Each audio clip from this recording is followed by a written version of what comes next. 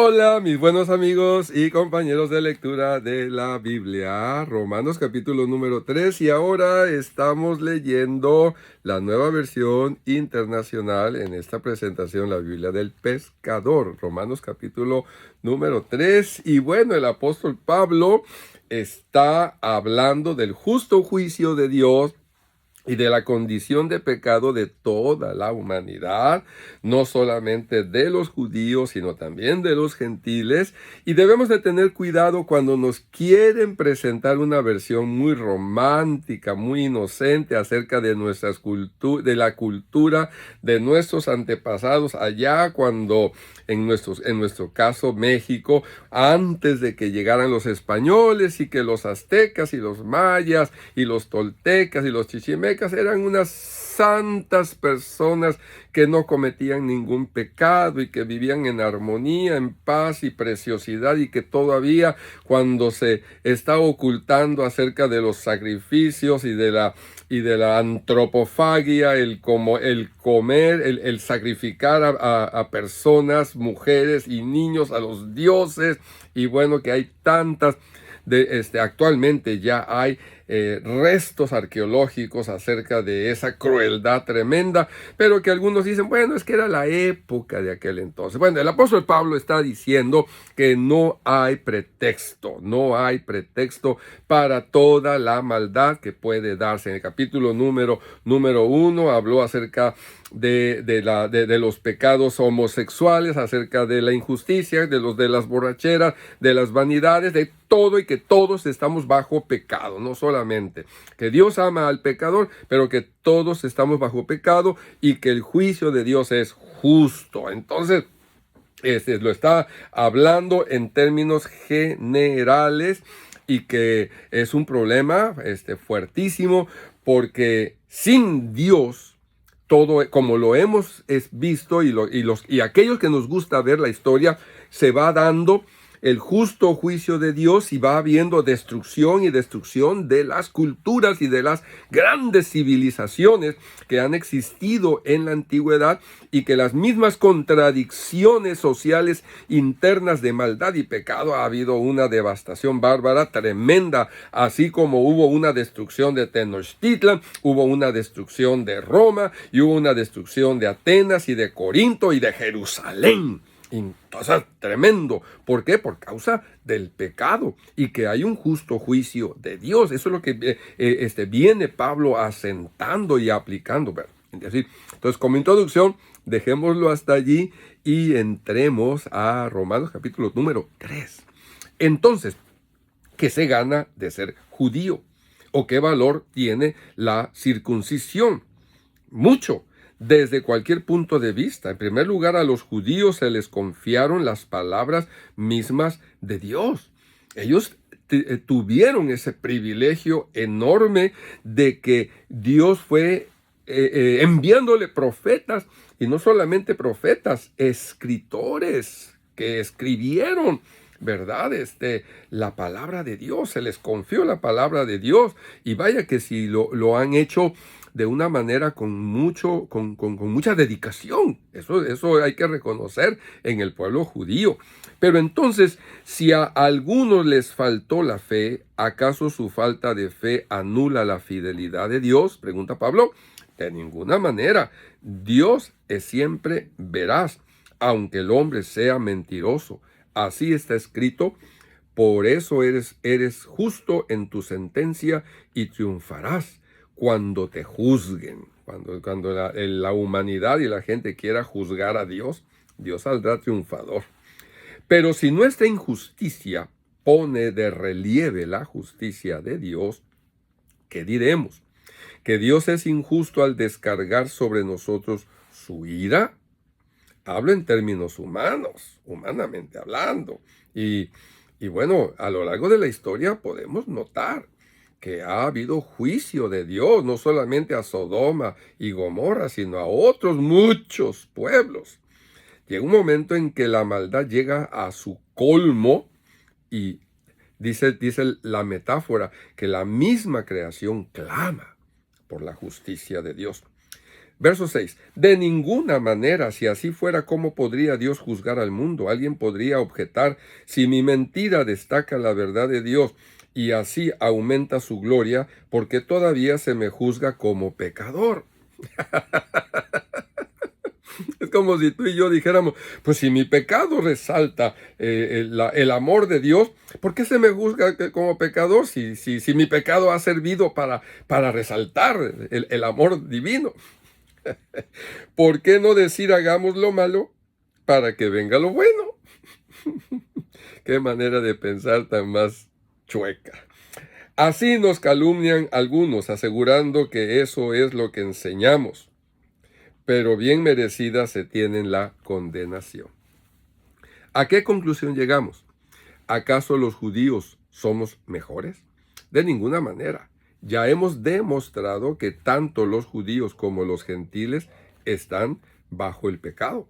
Capítulo 1 y 2, ¿verdad? Y parte del 3, ya hemos demostrado que tanto judíos como los gentiles, como los aztecas, como los incas, como los mayas, como todos, están bajo pecado, dominados por el pecado, por un pecado u otro.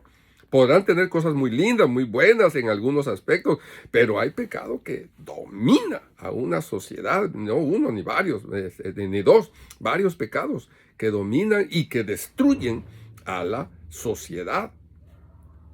Puede ser la borrachera. No digamos, no hablemos de los sacrificios humanos que había en Tenochtitlan o entre el pueblo maya, sino simplemente la borrachera, la destrucción. Llega un momento en que es tanto que destruye una sociedad. Bueno, así está escrito. No hay un solo justo, ni siquiera uno. No hay nadie que entienda, nadie que busque a Dios. Todos se han descarriado, a una se han corrompido. No hay nadie que haga lo bueno, no hay uno solo.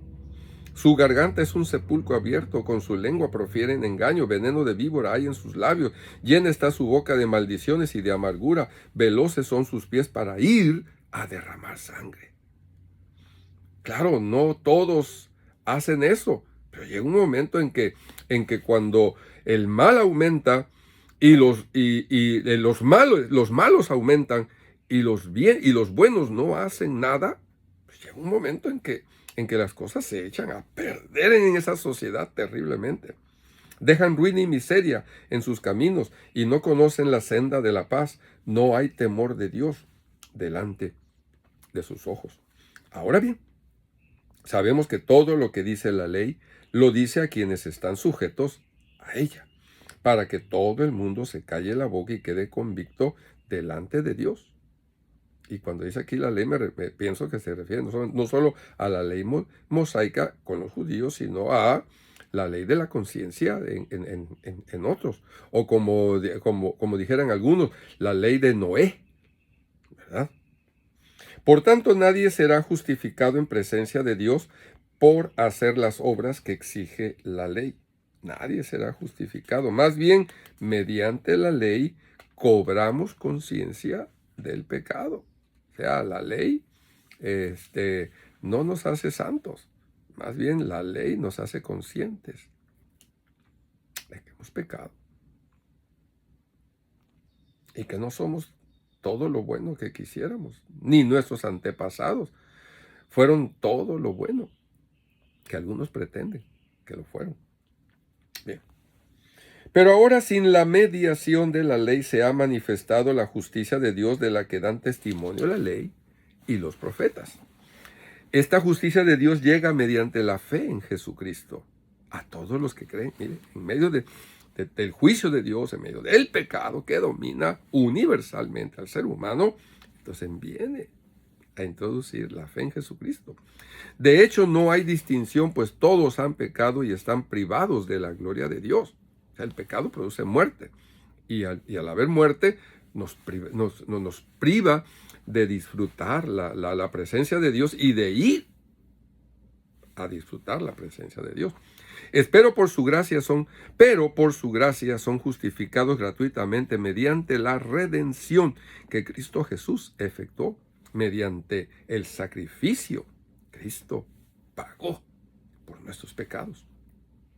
Dios lo ofreció como un sacrificio de expiación que se recibe por la fe en su sangre. Así como en todas partes del mundo han habido sacrificios de animalitos o inclusive de seres humanos para resolver algo con cierta divinidad. Bueno, pues aquí tenemos el Cordero de Dios, que con su sangre quita el pecado del mundo. Bien, para así demostrar su justicia, su justicia y su amor.